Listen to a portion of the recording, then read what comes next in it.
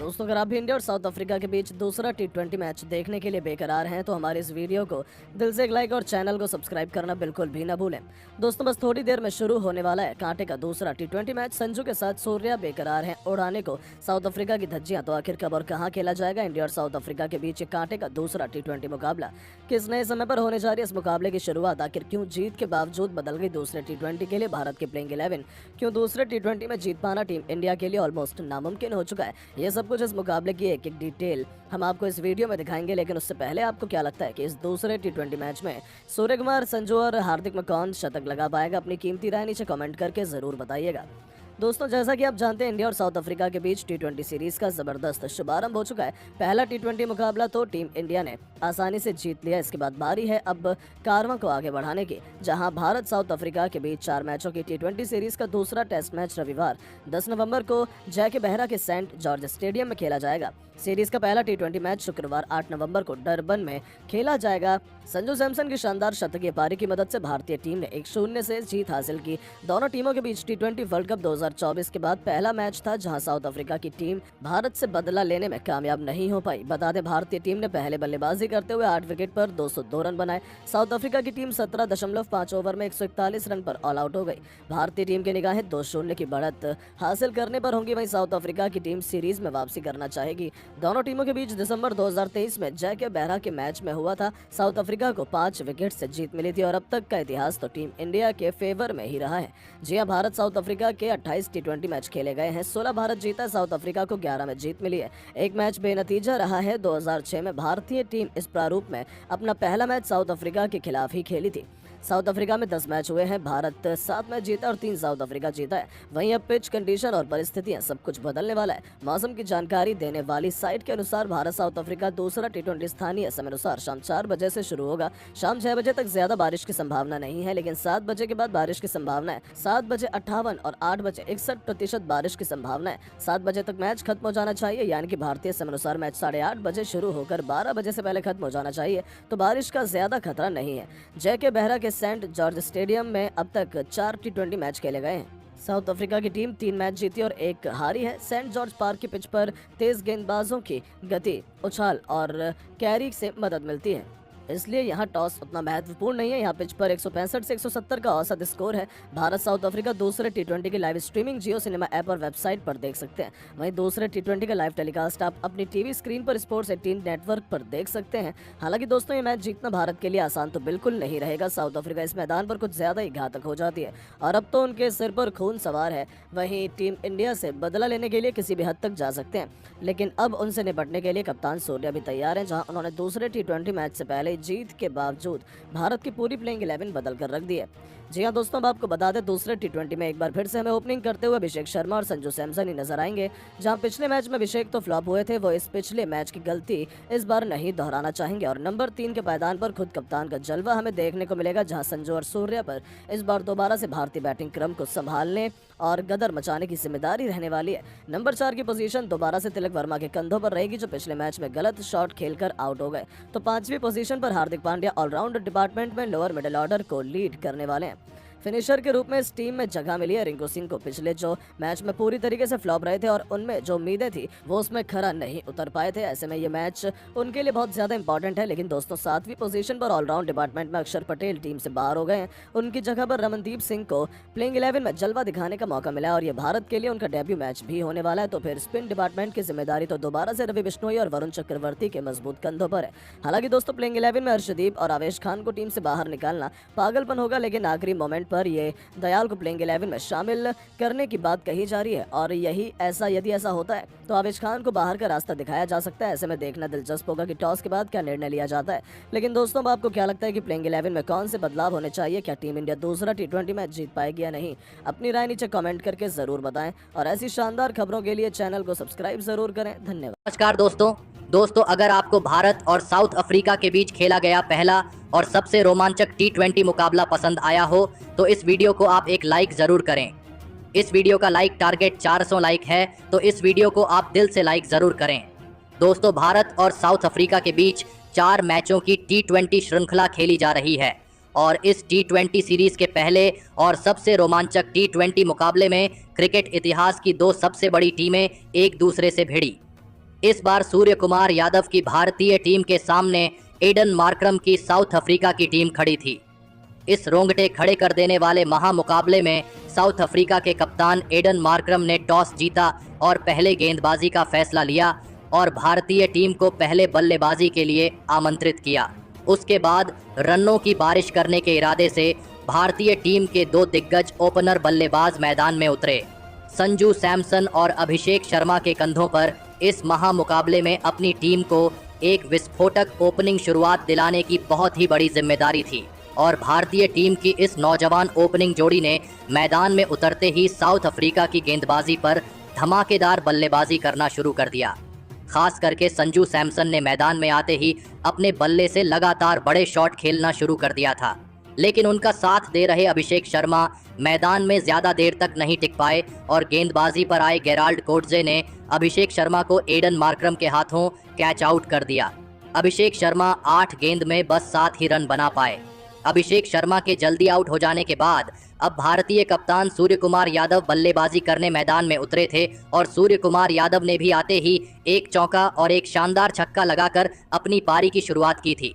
तो वही दूसरे छोर से शानदार फॉर्म में दिख रहे संजू सैमसन साउथ अफ्रीका की गेंदबाजी पर लगातार चौके छक्के लगा रहे थे। संजू सैमसन की इस लाजवाब बल्लेबाजी ने साउथ अफ्रीका के कप्तान एडन मार्करम के तक होश उड़ा दिए थे।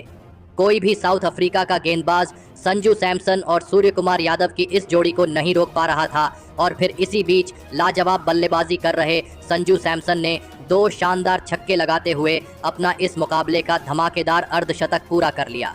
तो वही उसके तुरंत बाद कप्तान सूर्य कुमार यादव के साथ संजू सैमसन की 50 रनों की एक ताबड़तोड़ साझेदारी भी पूरी हो चुकी थी। अब साउथ अफ्रीका की गेंदबाजी बैकफुट पर थी।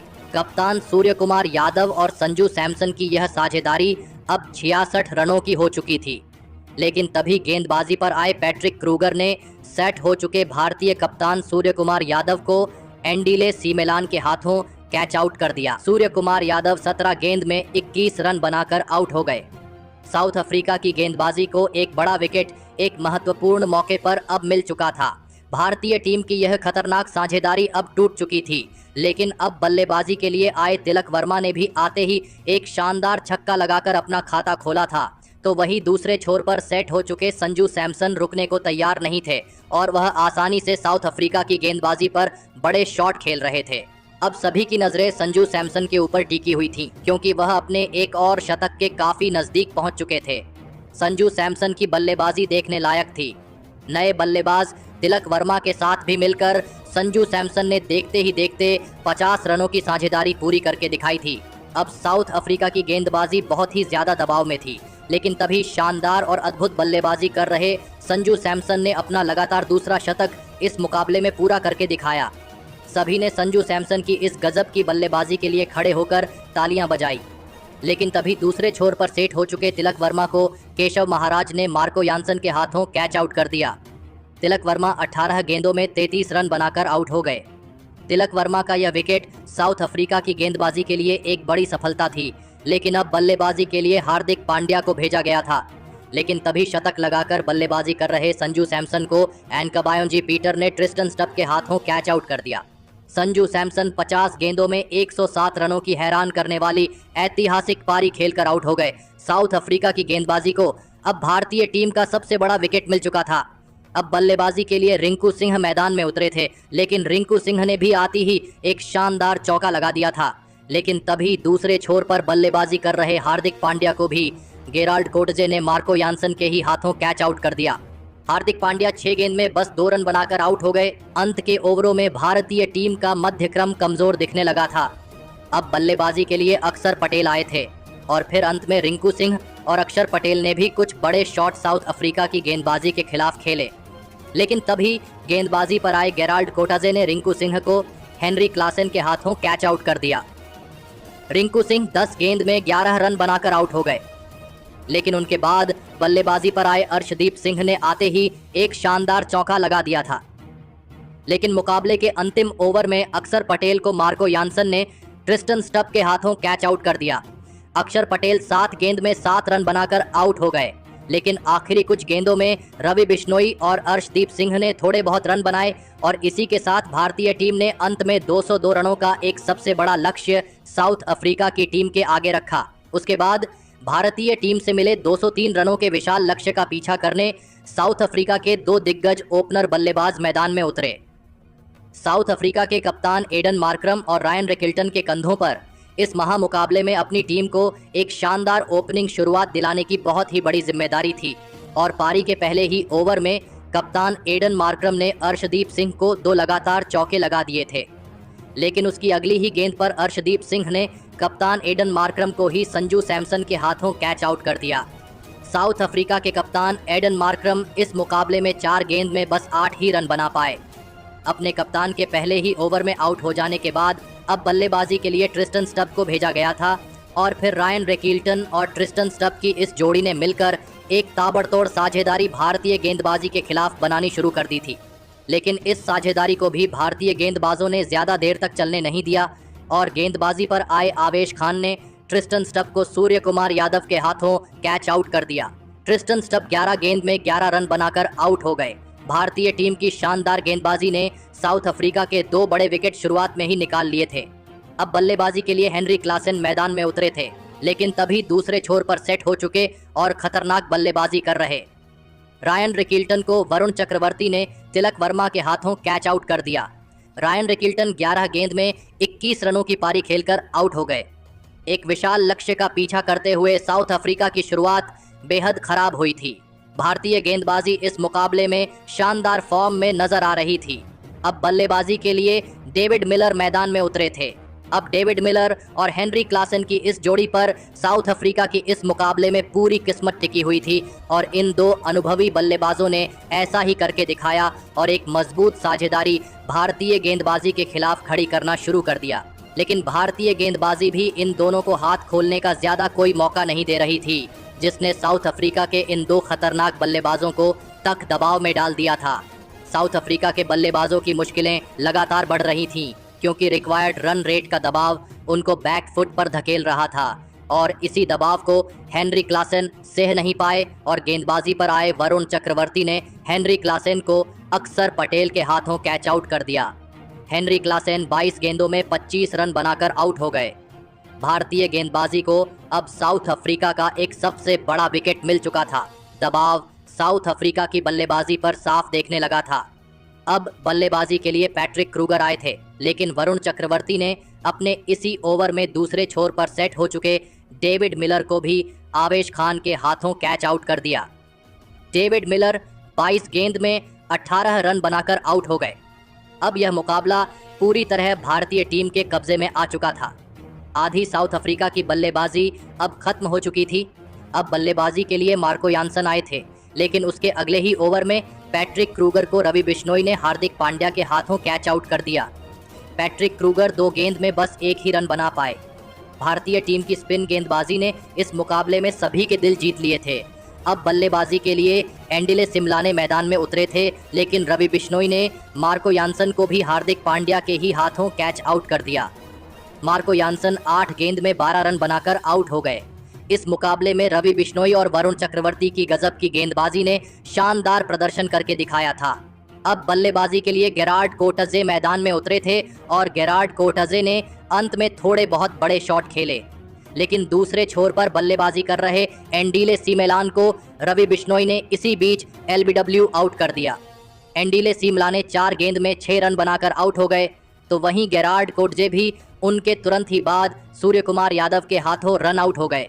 गेरार्ड कोटजे 11 गेंद में 23 रन बनाकर आउट हो गए और आखिरी विकेट आवेश खान ने केशव महाराज को क्लीन बोल्ड करके लिया और इसी के साथ भारतीय टीम ने इस पहले T20 मुकाबले को 61 रनों से अपने नाम करते हुए एक बड़ा कारनामा करके दिखाया।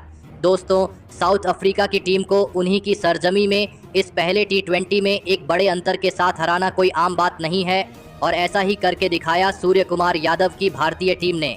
लेकिन इस मुकाबले में भारतीय टीम के असली हीरो साबित हुए संजू सैमसन, जिन्होंने अंतर्राष्ट्रीय करियर में लगातार 2 मुकाबले में शतक लगाकर एक बड़ा कारनामा करके दिखाया।